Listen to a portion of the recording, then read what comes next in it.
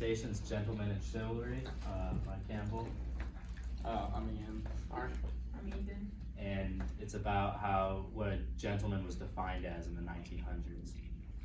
So, although many Victorians of the time couldn't really describe the aspects necessary to be considered a gentleman, it's clear that it took a lot, you had to work hard to get this title. And our presentation is focused on examining and presenting kind of what would make a gentleman and what they would need to do to become that. Alright, so a gentleman in the 1900s did not need any manual labor to provide a solid income for themselves and their family. So they didn't have to work on farms and factories. They usually were of way higher class, managing banks and other bigger jobs.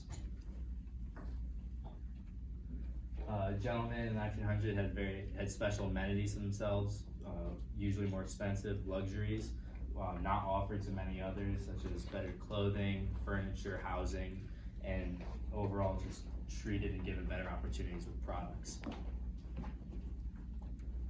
So gentlemen in the 1900s strived for a respectable and likable reputation, and a gentleman would try to stay away from actions that could cause controversy among him and his peers, because they didn't want a clash of opinions. And during conversations, a gentleman had to stay pleasant, no matter who accompanied him acted like or who they were. And a gentleman has a good reputation in the workplace and knows who he interacts with. And also a gentleman was expected to know how to row, dance, shoot, box, swim, and I think that's it. And then a gentleman needed to know how to defend himself if anything should happen. A gentleman's appearance was extremely important. Gentlemen followed elaborate social rituals, and their hair was always kept, and they were well dressed.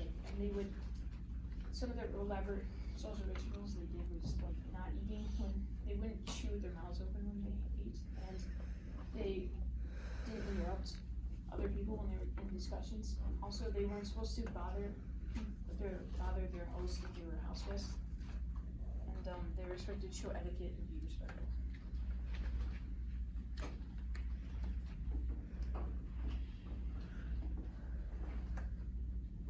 So when Pip is a child, he is Joe's friend, right? So he's almost like a father. But then he moves to London at age 18, where he is presumably taught the ways of a gentleman. And when Joe sends a letter saying that he's gonna come over to visit, he feels guilty and doesn't want him to come over. They've become very distant. Pip doesn't have to do the manual labor to survive, unlike Joe. He has stopped caring about Joe and is fearing what might the visit be like. When he finally does come to visit, it is evident that there is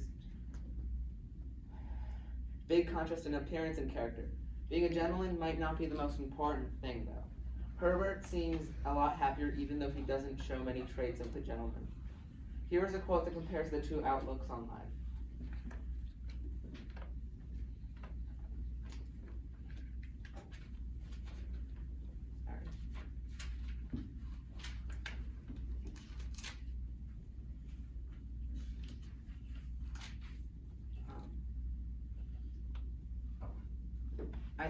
I think I shall trade, said he, leaning back in his chair, to the East Indies, for silks, shawls, spices, dyes, drugs, and precious woods. It's an interesting trade. And the profits are large, said I. Tremendous, said he. I wavered again, and began to think that here were greater expectations than my own. I think I shall trade also, said he, putting his thumbs in his waistcoat pockets to the West Indies for sugar, tobacco, and rum. Also to Ceylon, especially for elephants' trunks. You'll want a good many of ships, said I. A perfect fleet, said he. Quite overpowered by the magnificence of these transactions, I asked him where the ships he insured mostly traded to at present. I haven't begun insuring yet, he replied. I'm looking about me. Somehow that pursuit seemed more in keeping with Bernard's Inn, I said in a tone of conviction. Ah. You can see how Pip thinks about the monetary value of this job, while Herbert sees it as the joy it brings him. And we leave the book as Herbert, a happy man with a fiance, while Pip as a hollow man. So, after doing all of our research, we kind of figured out that becoming a gentleman was pretty hard, and you had to have like a good reputation with your peers and at work, and you also had to remain like cleanly and have good hygiene and to be in public.